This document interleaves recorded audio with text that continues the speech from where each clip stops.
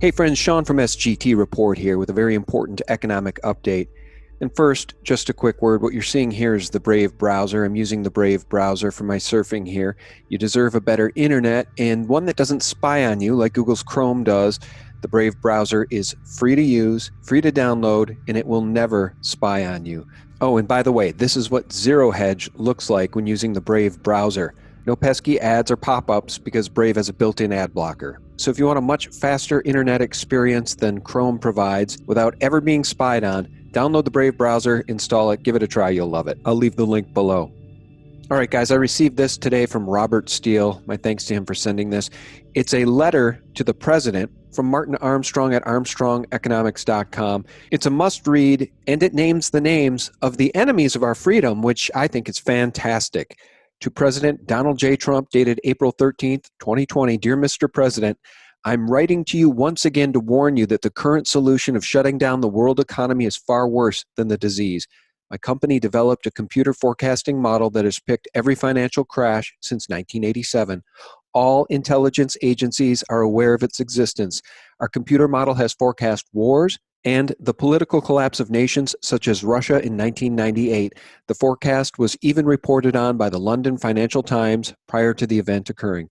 To be direct, our computer is showing that if the economy remains closed beyond May 1st, we are looking at a global economic decline that will not bottom for 13 years until we reach 2032. There are people, such as Bill Gates and Anthony Fauci, who have been advocating an economic shutdown on newspapers and TV shows around the world. I believe Gates is merely using this to further his theory on vaccines without any regard for the economic destruction these policies have caused, and Fauci is compromised by Gates' donations to all the health organizations. The current rate of unemployment is outpacing the loss experienced during the Great Depression, when it took 3 years to reach a rate of 25%. This economic closure is being used to exploit the people for political gain. It is hurting the poor the most, for they are losing jobs that will not return. Gates and Fauci have no respect for the economic damage and stress they have imposed upon the people, nor do they take any responsibility for the economic collapse they have instigated. The Democrats' opposition to helping small businesses and their preference for handing out checks is idiotic. They will hand a person a fish to feed them for a single day and stand by gleefully as they destroy that person's ability to find employment. Not only are jobs being destroyed, but pensions. There is no consideration for the impact upon the states, and they'll have to raise taxes as trying to issue more debt proves difficult in the midst of an economic collapse. Some see this as a deliberate move to force universal basic income in place of employment to create a larger welfare state. Our computer has never wrongly forecast any major economic trend. Its reliable model is based on capital flow movement, which is a proven result, unlike academic theories that have failed since Karl Marx to John Maynard Keynes.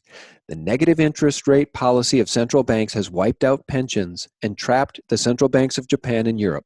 They have destroyed their bond markets. Their only remaining tool is to cancel the currency and use this crisis to issue a new variety of debt in hopes of reviving their bond markets.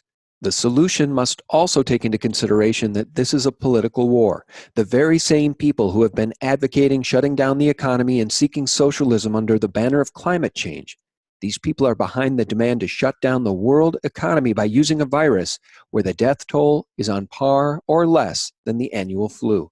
I urge you to issue an executive order suspending for the duration of the lockdown in any state as a permanent abatement. 1.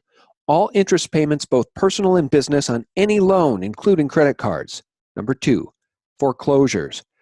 3, payments of any rents or mortgages. And 4, payments of any taxes, state and local. This will send lobbyists clamoring against those advocating this lockdown. Advocates like Bill Gates, who is now arguing that everyone should remain locked down for 18 months until he comes up with a vaccine, must be dealt with and not ignored. You must give the governors the incentive to look at this economic destruction in their own self-interest. The only remaining political weapon is money, and it is time to fight back. Let them go to the Supreme Court to fight this out.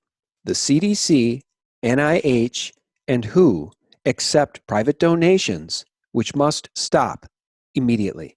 It is not that the WHO is China-centric, but rather they are dominated by Bill Gates. The advice you are receiving is not independent, and you should replace your advisors with real independent sources. The U.S. National Library of Medicine warns that this lockdown is dangerous to the people, for it amounts to mental torture. Quote, the period of anxiety and adjustment to the isolation routine lasts from 1 to 3 weeks.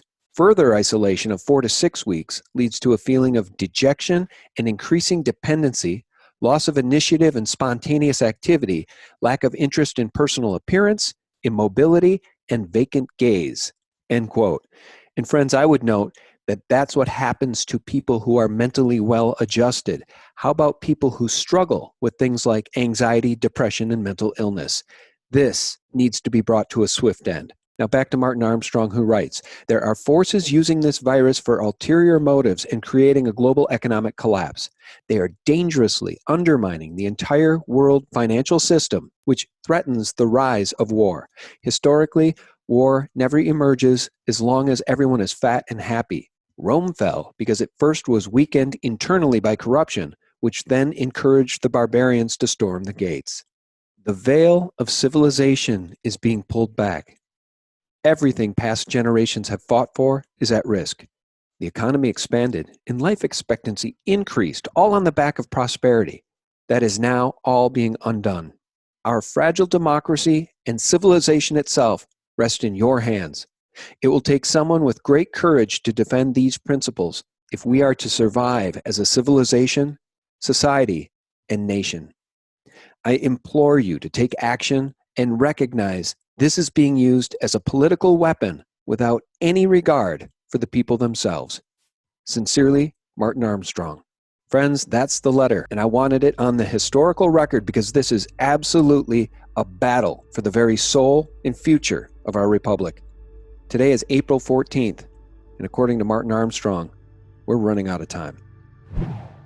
Friends, thank you so much for tuning in and for real news 24/7. You can visit us directly at sgtreport.com.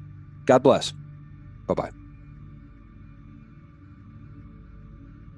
And I feel we are at that point where it's like, this looks pretty damn scary. And at the same time, I really feel a lot of hope